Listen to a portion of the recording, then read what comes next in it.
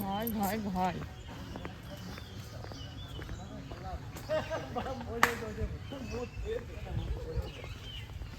কি হয়েছে রবীন্দ্রনাথ মূর্তি আমরা মোট করতে হবে ওটা টয়লেট ওটা টয়লেট 50 টাকা জরিমানা 50 টাকা দিয়ে মূর্তি আয় যা এদিকে আসো কোন দিকে যাচ্ছ ওদিকে জায়গা আছে 50 টাকাতে মূর্তি আয় গাছে বড় বড় পেরে খেতে নাকি বলছিস ওদিকে যা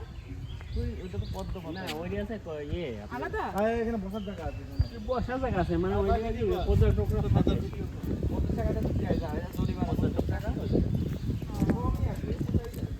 যা বড় পুরো বল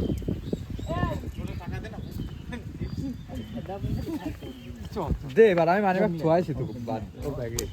ছেলে পেলে খাবে তো বৌদি খাবে পিয়াজ বল বল